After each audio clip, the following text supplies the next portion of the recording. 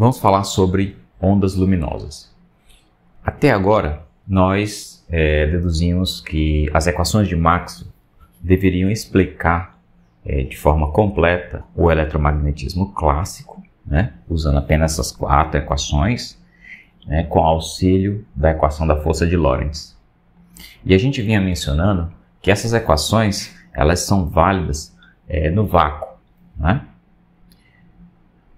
Ou seja, a gente não teve que se preocupar ainda com o efeito de átomos, né, ou moléculas no comportamento dos campos elétricos e magnéticos. Embora a gente tenha mencionado a presença de densidade de carga e densidade de corrente no meio onde a gente está estudando esses campos elétricos e magnéticos. Até aí, essas cargas que podem gerar correntes, né, elas eram cargas livres, elas não eram cargas associadas a um átomo ou a uma molécula. A gente poderia imaginar simplesmente como uma densidade de elétrons livre no espaço. Essa interpretação ela é válida, não tem problema nenhum. Só que do ponto de vista físico, essa situação é um pouco mais complexa de se obter, né? A não ser que você tenha um plasma, você não vai ter elétrons por aí soltos no espaço. Então, o que a gente vai fazer aqui, no começo desse assunto, é introduzir átomos, ou pelo menos a presença, né, de átomos, e ver quais são os efeitos desses átomos nas equações de Maxwell e as consequências. Para começar, né, nas equações de Maxwell que a gente tinha analisado, eu coloquei o índice T aqui na densidade de carga e na densidade de corrente. Simplesmente para indicar que agora eu vou levar em consideração mais de um tipo de densidade de carga. Além daquela densidade de carga que eu já tinha falado, que se refere a elétrons livres ou prótons livres, tanto faz, a gente vai levar em consideração as cargas associadas aos átomos. E a densidade de corrente, a gente vai generalizar essa densidade de corrente para incluir os efeitos dos átomos também na geração de densidade de corrente. Então, o que eu quero estabelecer agora é que o que a gente vai fazer é o que é chamado de equações de Maxwell na matéria. Embora, na maioria dos livros, você vai encontrar um formalismo um pouco diferente, onde se usa campos auxiliares, tanto para o campo elétrico quanto para o campo magnético, que em geral eles usam as letras D para o campo auxiliar do campo elétrico e a letra H para o campo auxiliar do campo magnético. Isso não é estritamente necessário fazer a utilização desses campos auxiliares. É útil e deixa as equações mais compactas, porém ela deixa a equação também um pouco mais obscura.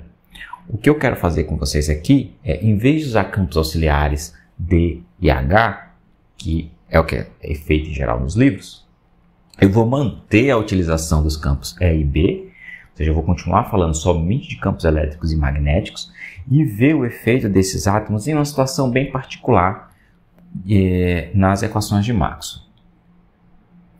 No final das contas, eu quero que vocês sempre entendam, essas equações, do jeito que elas estão aqui, elas são válidas em qualquer situação, seja no vácuo ou seja na matéria. A única diferença entre o vácuo e a matéria é que o entendimento da fonte de densidade de carga e da fonte da densidade de corrente vai ser expandido para incluir outras coisas, certo? Mas a física não muda. E mesmo esses outros termos que vão ser incluídos já foram estudados em eletrostática e magnetostática. A gente só precisa agora ter o entendimento de que eles podem ser aplicados também, mesmo quando você tem eletrodinâmica, que é no caso aqui com variações temporais dessas grandezas. Então, basicamente, o que a gente precisa entender? A gente precisa entender que na presença de átomos, duas coisas podem acontecer. A primeira, se você imaginar um átomo é composto por seu núcleo, né, positivo, e pela eletrosfera negativa.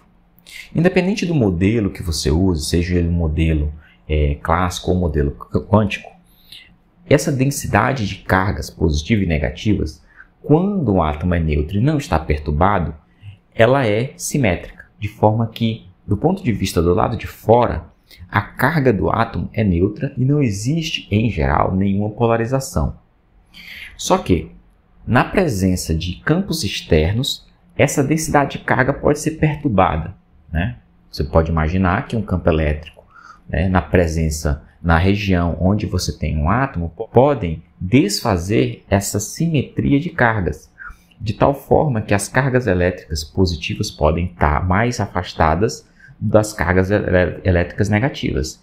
Esse é um efeito de polarização induzida, ou seja, o átomo se torna um dipolo elétrico, onde você vai ter uma distância entre o valor médio da posição das cargas elétricas negativas e o valor médio da posição das cargas elétricas positivas. Essencialmente, você está gerando um dipolo. E esse dipolo, ele em si, pode oferecer propriedades que vai mudar as equações de Maxwell. A gente vai ver isso. A outra coisa que pode acontecer é o átomo não estar sozinho, e sim formando uma molécula.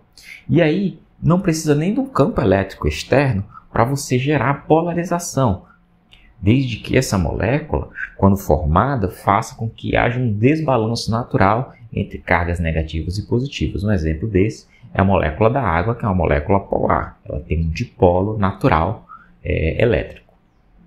Outra coisa que pode acontecer quando você tem átomos ou moléculas é quando você tem a magnetização presente na matéria. Essa magnetização surge do spin dos elétrons que estão lá no seu átomo. Então você tem uma magnetização total. Essa magnetização total pode ser nula, se todos os spins dos elétrons estiverem totalmente balanceados, mas se por acaso você não tiver, seja num átomo ou numa molécula, você vai ter uma magnetização atômica ou molecular que pode se transformar na magnetização, dependendo do alinhamento em termos macroscópicos, você pode tornar isso uma magnetização do material como um todo. É o que acontece, por exemplo, no ímã. E campos elétricos e magnéticos podem perturbar essa magnetização. E aí você pode ter também magnetização induzida. Mas o que importa é o seguinte: na presença de átomos, a gente precisa incluir aqui nas fontes os efeitos das cargas que vêm dos dipolos elétricos e os efeitos da magnetização que vem dos dipolos magnéticos. Isso aqui vai influenciar na maneira como a gente escreve essas duas densidades. A gente não precisa entrar em detalhes, porque isso foi estudado no assunto de eletrostática e magnetostática em Física 3, mas a gente pode relembrar dois conceitos que surgem a partir, né, das cargas e da magnetização nos átomos.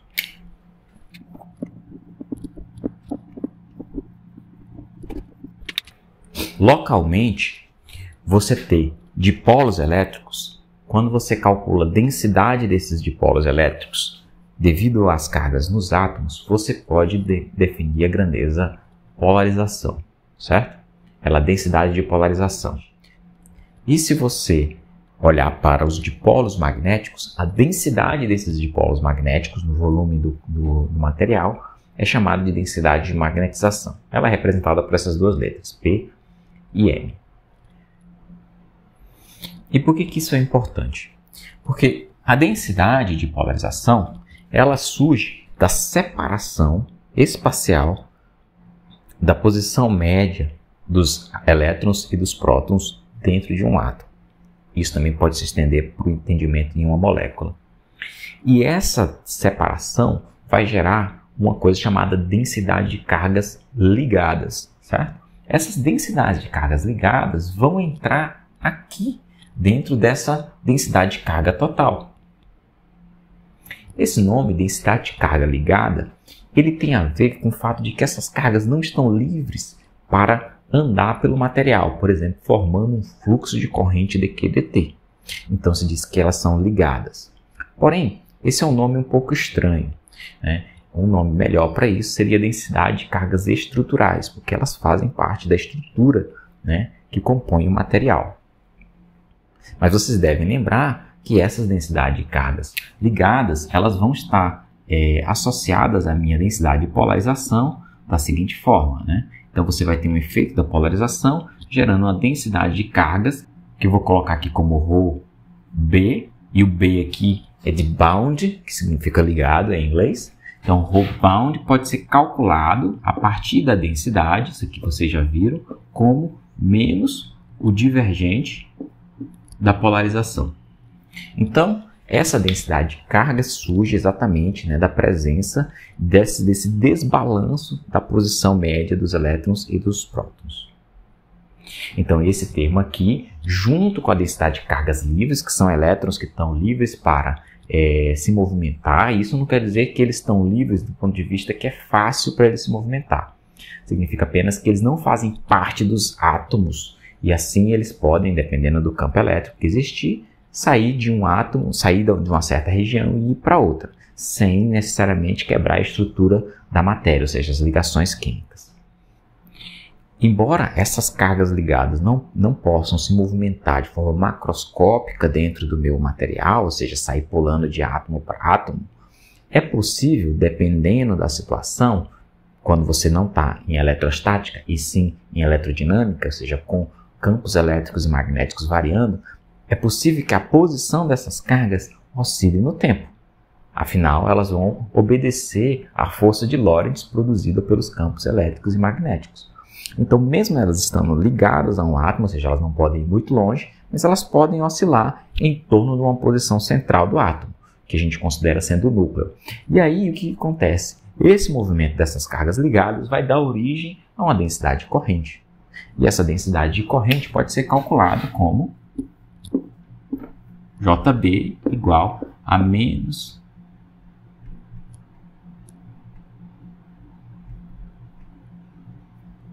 igual à derivada da polarização no tempo, ok?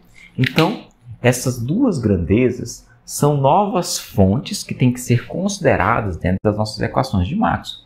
A densidade de carga ligada tem que entrar aqui e a densidade de corrente de carga ligada tem que entrar aqui, ok? Então, essas duas contribuições novas, que são devidas somente à presença dos átomos, veja que eu não coloquei elétrons a mais dentro do meu material para chegar a essa conclusão. Isso aqui surge simplesmente da presença de elétrons devidos aos átomos. Então, eu posso, mesmo não tendo elétrons excedentes, ter densidade de corrente, ter densidade de carga e densidade de corrente que vem da presença dos elétrons dos átomos. Bom, agora a gente precisa incluir o efeito da magnetização nas fontes. E a maneira como a magnetização influencia nas fontes é através da densidade de corrente de magnetização. Essa densidade de corrente de magnetização ela é igual a quê? Jm, ou seja, a densidade de corrente de magnetização vai ser igual ao rotacional de M. Ok? Então, a magnetização não contribui com densidade de cargas, né? Mas ela contribui com densidade de corrente. E agora nós estamos prontos para escrever o que é o meu ρT e o meu JT.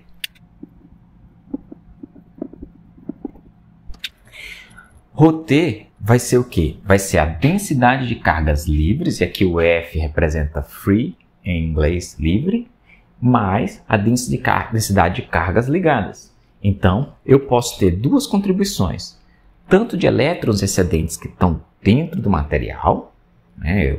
Como esses elétrons foram para lá, é outra história, mas eu posso sim incluir elétrons dentro de um material, isso através da injeção de corrente elétrica, por exemplo, essa é uma das maneiras, mas eu posso ter também cargas ligadas. Então, os dois elementos, as duas componentes, tanto cargas livres e cargas ligadas, vão participar da minha carga total, que vão influenciar na equação do divergente do campo elétrico.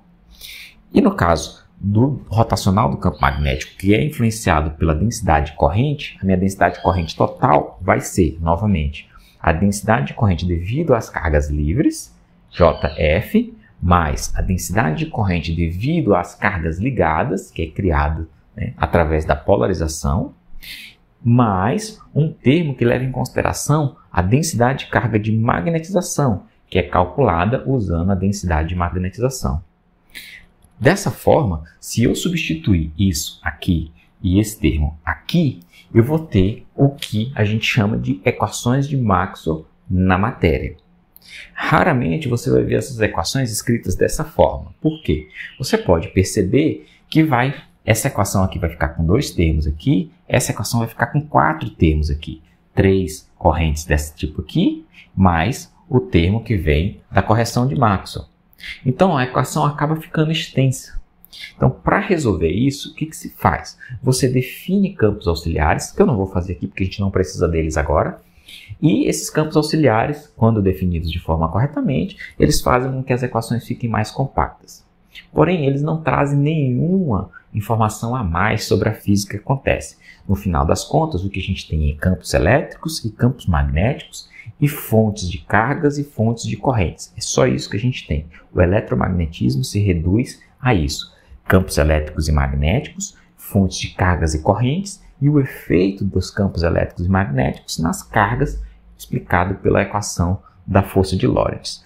Então, isso aqui é o conteúdo que você precisa entender a respeito do que são as equações de Maxwell na matéria. E por que isso é importante para a gente? Como a gente concluiu, né, no capítulo passado, em regiões de espaço livre, ou seja, quando eu não tinha, né, obviamente se o espaço é livre, eu não tenho átomos e também não tinha densidade de cargas nem densidade de correntes. Essas equações nos levam a compreender que a solução para a equação combinada disso aqui seria uma equação de onda que leva à solução de ondas que se propagam no espaço. Essas ondas têm suas características, a gente já discutiu, elas são ondas transversais, que os campos elétricos e magnéticos estão relacionados um com o outro, são defasados em 90 graus, tudo aquilo que a gente já discutiu. Você tem a densidade da potência de energia transferida, representada pelo vetor de Point. Então, tudo aquilo indica que as ondas eletromagnéticas propagantes, né, quando calculadas a sua velocidade, elas são, na verdade, o que a gente chamava de luz.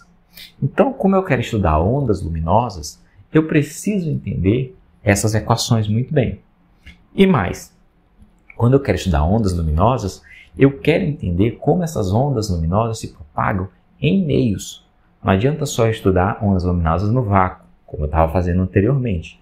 Eu preciso entender como ondas luminosas se propagam através do ar, através da água, através de um vidro, através de um pedaço de plástico, coisas que são transparentes.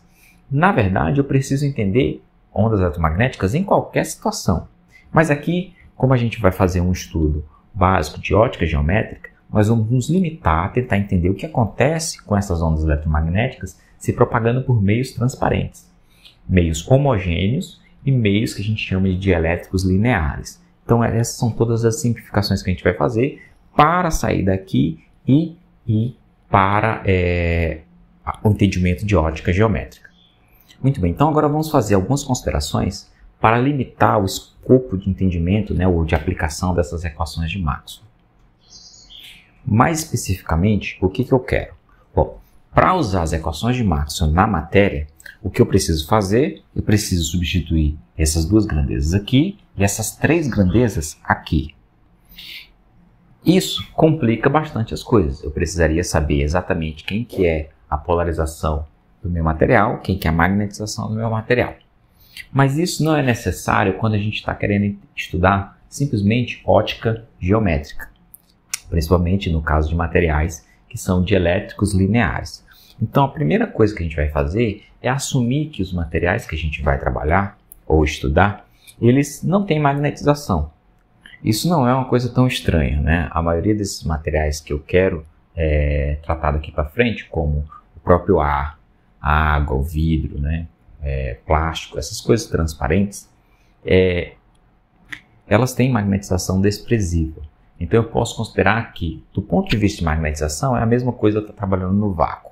Ou seja, eu vou simplesmente considerar que esse termo aqui de corrente é nulo. Por quê? Porque a minha magnetização vai ser zero e aí eu não preciso me preocupar com ele. A outra coisa que eu vou fazer é, como eu estou apenas querendo estudar o efeito de ondas eletromagnéticas, na maioria dos casos, ondas planas se propagando dentro de materiais transparentes, eu não vou incluir nesses materiais nenhuma carga elétrica extra. Dessa forma, as nossas equações de Maxwell, que desse jeito aqui são gerais e valem para qualquer situação, elas vão ficar bastante simples e bem parecidas com o que a gente tinha no vácuo. Por quê? Porque esse termo aqui vai desaparecer, eu estou dizendo que eu não tenho cargas livres, e esse termo vai desaparecer porque eu não tenho densidade corrente dessas cargas livres. E como eu disse que a magnetização é zero, a densidade corrente de magnetização também vai ser zero. Ou seja, esse termo aqui volta a ser somente um termo, só que agora, em vez de ser densidade de cargas livres, vai ser densidade de cargas ligadas, ou seja, as cargas que surgem devido à presença dos átomos. E a densidade de corrente vai ser simplesmente também a densidade de corrente devido a essas cargas ligadas presentes nos átomos. Então, as equações de Maxwell que agora aqui estão aparecendo de forma geral, elas vão voltar a ser simplificadas quando eu assumir algumas coisas.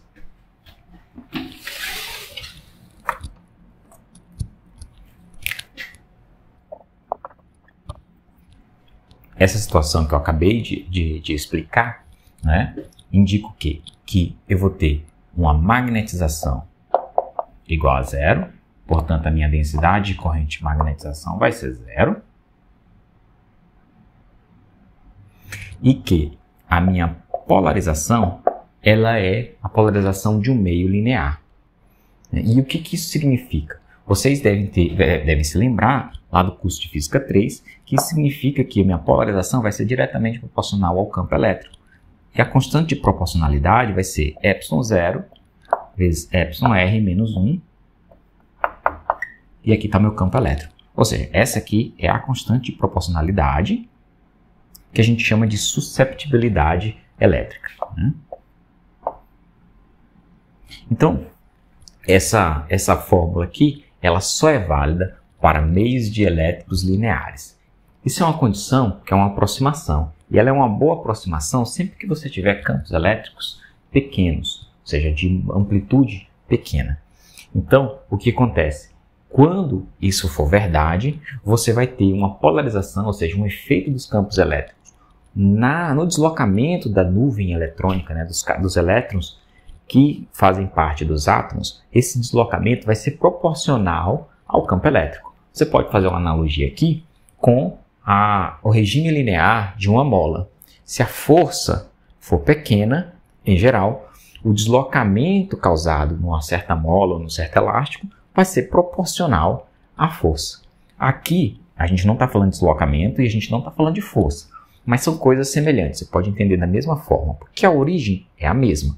A origem é a força elétrica causada pelo campo elétrico nas cargas elétricas, que para uma carga pontual, força é igual a Q vezes E, e no caso geral, onde você tem elétrons, que são elétrons que estão na nuvem eletrônica de átomos que fazem parte da matéria, essa aproximação aqui é muito boa, mas de novo, quando campos elétricos são pequenos.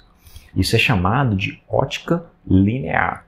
Linear porque você tem essa relação direta entre polarização e campo elétrico. É possível que você esteja em uma situação onde isso não seja verdade. Ou seja, é possível que a polarização do meio não seja diretamente proporcional à intensidade do campo elétrico. Nessas situações, você precisa de outros termos que dependem, né, do campo elétrico ao quadrado, do campo elétrico ao cubo. Essas situações é o que a gente chama de ótica não linear. E ela é muito comum quando você lida com luz, né, ondas eletromagnéticas de alta intensidade. Por exemplo, se você tiver um sistema de laser, onde a intensidade da luz é tão alta que você não pode mais assumir que isso aqui seja verdade. Mas a gente não vai se preocupar com isso. Nesse momento, a gente está interessado simplesmente em meios dielétricos lineares, onde isso aqui pode ser aplicado. Bom, a gente sabe que isso aqui é a permissividade elétrica do vácuo, e isso aqui é a constante dielétrica do meio. No caso do vácuo, ele não gera polarização. Portanto, a gente tem que esse termo aqui é 1. Então, ele sendo 1, você vai ter polarização igual a zero. Agora, qualquer outro meio que é composto de átomos vai gerar uma certa polarização na presença de campos elétricos. E aí esse número, a constante dielétrica, ela vai ser maior do que 1. Ela sendo maior do que 1 significa o quê? Que você vai ter uma polarização diferente de zero na presença de um campo elétrico.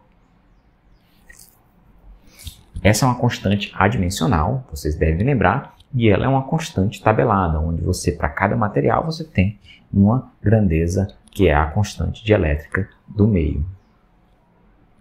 Essa constante, ela pode ser entendida como a facilidade com que os átomos são deformados em termos de nuvem eletrônica com campo elétrico, ou seja, quanto maior esse número, mais deformação da posição média dos elétrons em relação ao núcleo, né, positivo, vai acontecer.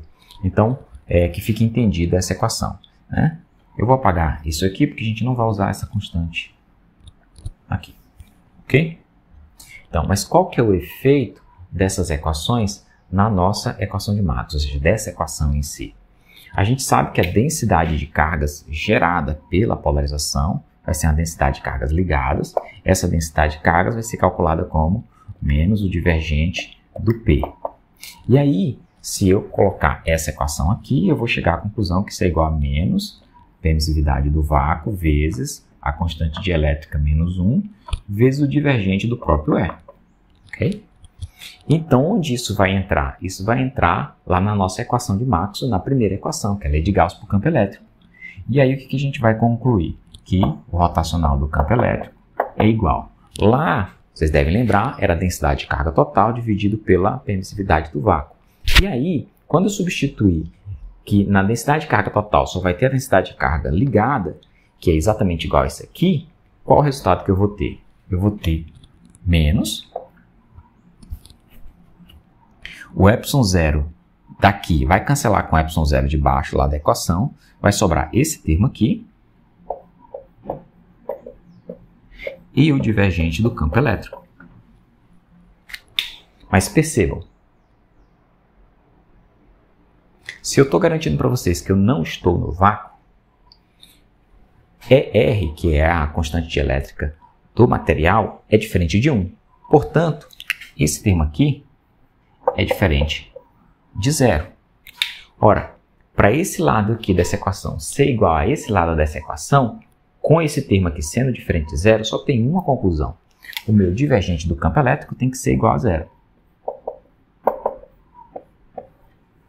Ou seja, a minha equação de Maxwell, que é a lei de Gauss, né, diferencial para o campo elétrico, na presença de uma matéria linear e na ausência de cargas livres, volta a ser simplesmente a equação para o campo elétrico no espaço livre.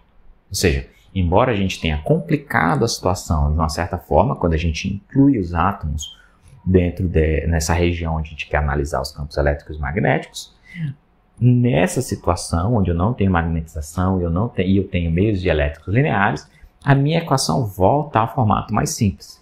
Isso é ótimo, porque facilita a nossa análise.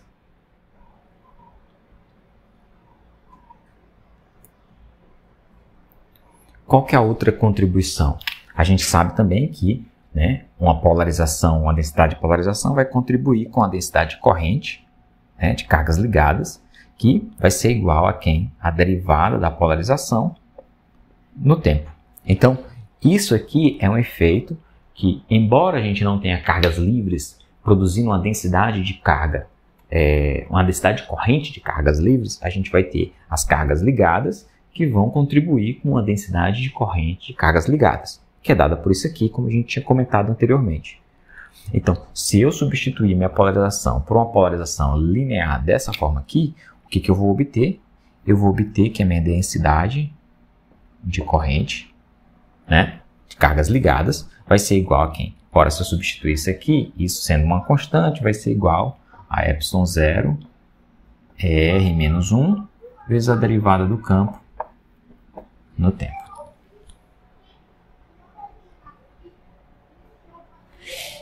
E aí eu posso substituir isso onde? Na minha quarta equação de Maxwell, onde eu tenho que o rotacional do campo vai ser igual a quem? A μ0 vezes, aqui eu teria a densidade de corrente total. Só que a densidade de corrente total leva em consideração a densidade de corrente de cargas livres, de cargas ligadas e a densidade de corrente de magnetização. Como eu já assumi que a densidade de corrente de magnetização é 0 e eu assumi também que eu não tenho cargas livres, a minha densidade de corrente total vai ser simplesmente a densidade de corrente de cargas ligadas. Então eu posso simplesmente substituir tudo isso aqui por esse termo que está aqui, né? Então eu vou ter ε0 R menos 1 dE dt.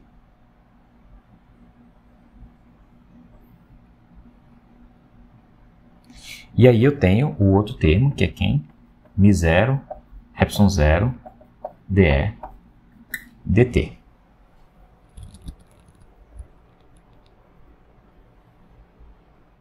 Não, mas perceba o que vai acontecer aqui. Quando eu distribuir esses termos aqui, eu vou ter dois termos aqui, né? O primeiro termo vai ser igual, né? Então, eu tenho μ0 ε0 vezes a constante dielétrica do meio vezes a derivada do campo no tempo. Vamos colocar aqui, ó. μ0 ε0 vezes a constante dielétrica vezes dE dt. E o outro termo que sai daqui também é quem? É μ0 ε0 vezes menos 1 vezes dE dt, que é exatamente o negativo desse termo aqui, portanto eles vão se cancelar. Então, o meu rotacional do campo magnético se torna apenas esse termo aqui, né? Aqui deixa eu consertar isso, é a constante dielétrica do meio, ok? Então percebam só, essa nova equação de Maxwell para o campo magnético no meio material dielétrico linear, na ausência de magnetização e na ausência de cargas livres, se torna bem simples também. É simplesmente o rotacional do campo magnético é igual a uma constante vezes a derivada temporal do campo elétrico.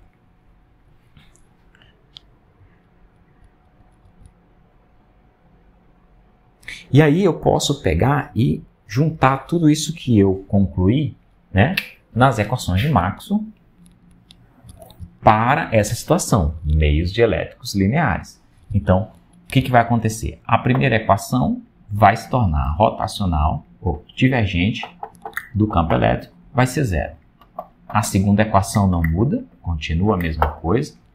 A terceira equação vai ser quem? Vai ser, né, rotacional. Ela não muda também porque a gente não tinha fontes lá. E a quarta equação vai ser quem? O rotacional do campo magnético. Vai ser igual a quem? Ó? A μ0 ε0 constante elétrica dE dt.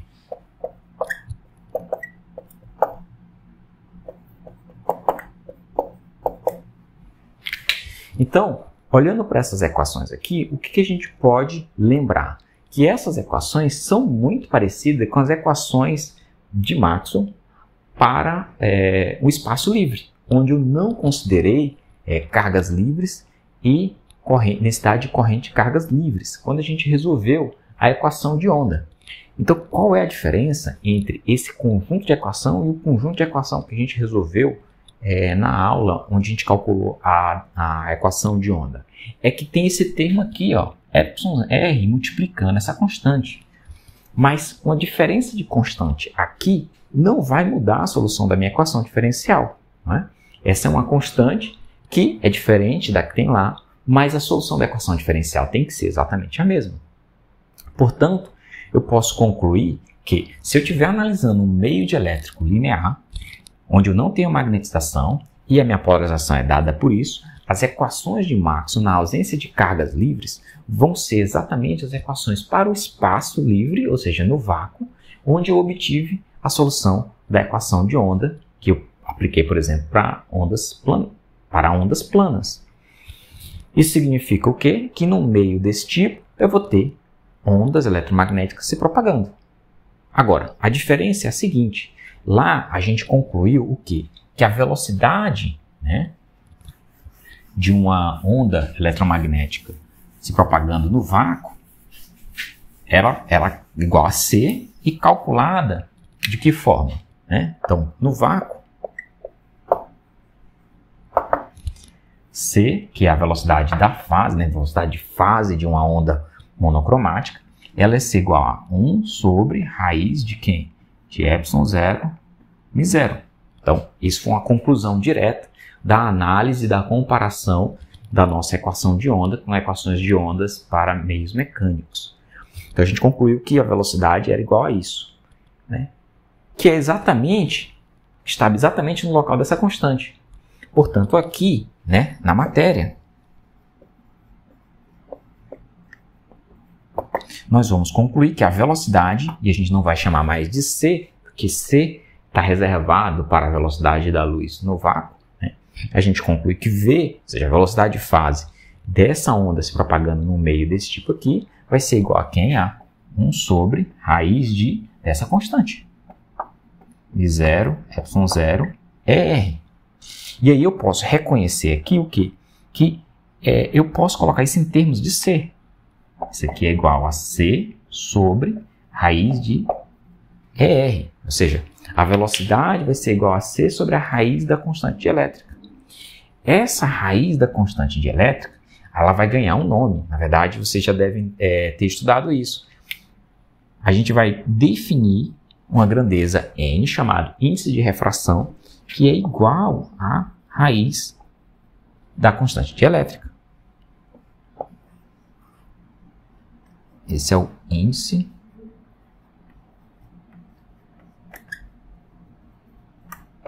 de refração. E o nome índice de refração é porque essa grandeza está ligada com o fenômeno físico de refração da onda. Então, ela já recebe esse nome de índice de refração. Da mesma forma que o ER é uma grandeza adimensional, a raiz de uma grandeza adimensional também vai ser adimensional, ou seja, nosso índice de refração é uma grandeza adimensional. E o que isso nos diz? Eu posso resumir isso aqui da seguinte forma: a velocidade de propagação da onda eletromagnética na matéria, V, está relacionada com uma propriedade do meio e com a velocidade da luz no vácuo, né? De forma que ela é igual a C, a velocidade da luz no vácuo, dividido pelo índice de refração. Como o meu índice de refração vai ser sempre maior do que 1 na matéria, porque a minha constante elétrica é maior do que 1, portanto o índice de refração vai ser maior que 1. Isso eu concluo que a velocidade de propagação da luz, né, ondas eletromagnéticas, em meios, vai ser menor do que a velocidade da luz, sempre. Aqui eu preciso pausar e chamar atenção para uma coisa muito importante. Na eletrostática, essa grandeza, que é a constante dielétrica, ela é uma grandeza real. Ela é um número que faz essa relação entre o efeito do campo elétrico e a polarização. Mas, quando eu não estou em eletrostática e estou, por exemplo, em eletrodinâmica, quando eu tenho campos elétricos variantes, essa dependência entre o efeito da polarização devido a um campo elétrico, ela continua podendo ser representada dessa forma em meios lineares, porém, essa grandeza deixa de ser uma constante e passa a ser uma variável dependente da frequência de oscilação do meu campo elétrico. Ou seja, é similar aos efeitos de dependência de frequência que a gente já vem estudando, não é? Tanto em sistemas mecânicos, quando a gente tem dependências com a frequência de algumas grandezas, como a gente estudou nos capítulos passados, no capítulo de indutância e no capítulo de circuitos de corrente alternada. Então, essa grandeza aqui, ela vai depender da frequência, certo? Esse é um ponto que a gente precisa sempre manter em mente. Por que isso é importante? Porque se essa grandeza aqui depende da frequência, o índice de refração vai depender da frequência. Isso significa o quê? Que a velocidade de fase de uma onda monocromática dentro da matéria, ela depende da frequência. E isso tem consequências muito importantes. Por exemplo, os efeitos que a gente vê de separação de cores quando você incide luz branca num material onde acontece refração, você tem a separação de cores, aquele fenômeno só acontece por quê? Porque a constante dielétrica do meio, ela depende da frequência e você vai ter velocidades de fase para cada onda monocromática que compõe a luz branca, são velocidades diferentes. E aí você tem efeitos de refração que a gente vai estudar mais em breve, diferentes, certo? Você vai ter o efeito de refração, é uma coisa que ela é dependente do índice de refração, portanto, se o índice de refração for diferente para cada onda monocromática, né, o efeito vai ser diferente. Então, esse é um ponto que precisa ficar no fundo aí da cabeça de vocês sempre. A outra coisa que é preciso manter em mente também é que essa grandeza, assim como as outras grandezas que a gente vem estudando em circuitos de corrente alternada, que é uma natureza de sistemas oscilantes, essa grandeza ela não vai ser real, ela vai ser uma grandeza complexa. Ela vai ter uma parte real e uma parte imaginária. O entendimento do que significa a parte real e imaginária, eu não vou entrar em detalhes agora, mas o que é preciso entender é que se essa grandeza é uma grandeza complexa, né, ela vai influenciar no índice de refração. E o índice de refração também vai ser uma grandeza complexa, com parte real e parte imaginária. A parte real do índice de refração, a gente continua se referindo como índice de refração. E a parte imaginária do índice de refração complexo, a gente chama de coeficiente de extinção. Ele tem a ver com a absorção da luz pela matéria, enquanto a parte real tem a ver com a maneira como a onda, né, a luz se propaga na matéria, ou seja, tem a ver com a velocidade.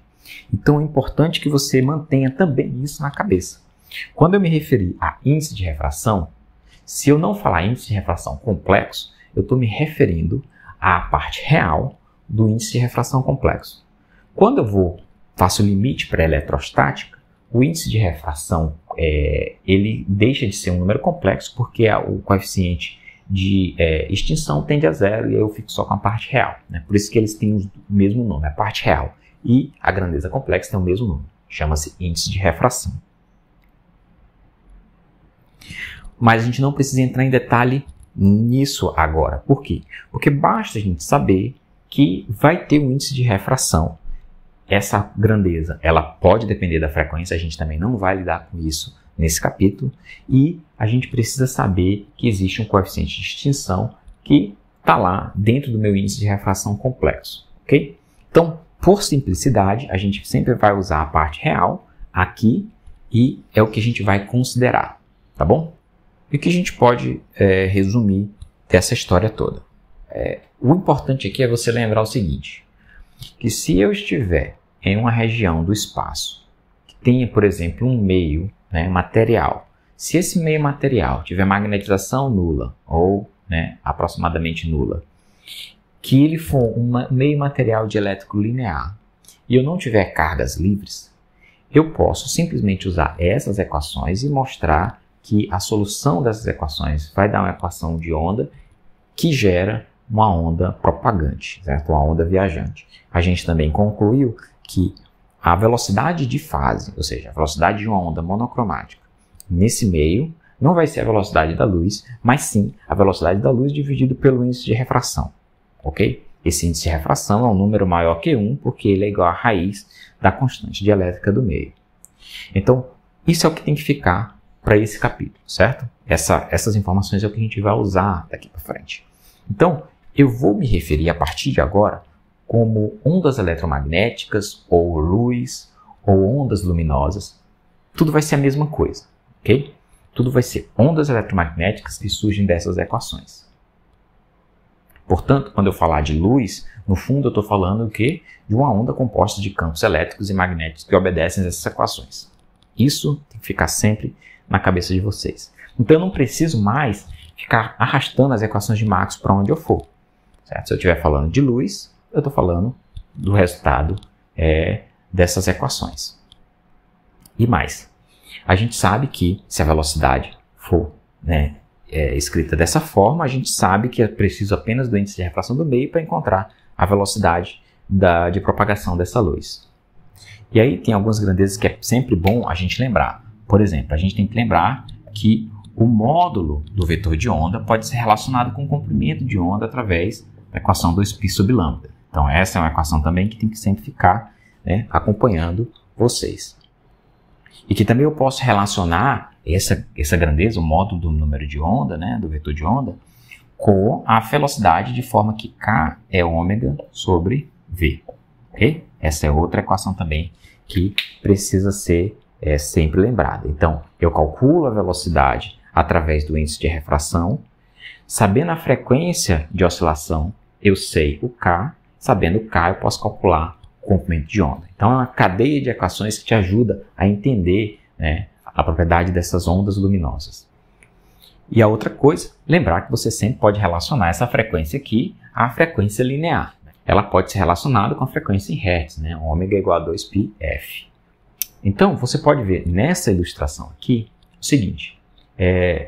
Se eu estou dizendo que ondas eletromagnéticas é luz, e luz são ondas eletromagnéticas, existe uma tradição em separar essas ondas eletromagnéticas em faixas reconhecíveis, dependendo da aplicação. Então, eu posso, por exemplo, fazer uma escala de frequência. Essa escala de frequência aqui vai de 10 a 6 Hz até 10 a 19 Hz. Ela está em escala logarítmica, ou seja, cada traço que eu tenho aqui eu multiplico por 10. E essa frequência aqui está em Hz, tá? O que eu posso fazer? Eu posso também usar as equações que a gente acabou de discutir para escrever a escala equivalente de comprimento de onda, certo? E aqui, quanto menor a frequência, maior o comprimento de onda, ou seja, aqui embaixo eu tenho 1 km de comprimento de onda, subindo até 0,1 angstrom de comprimento de onda, onde angstrom é igual a 10 a menos 10 metros. Então a gente costuma falar de luz simplesmente relacionado com aquilo que a gente enxerga. Então, o que a gente enxerga, de acordo com a nossa anatomia, está limitado a essa pequena faixa de frequência ou de comprimento de onda. Em geral, a gente lida com luz visível através do comprimento de onda, que varia aqui em torno de uma faixa de em torno de 700 nanômetros até 400 nanômetros.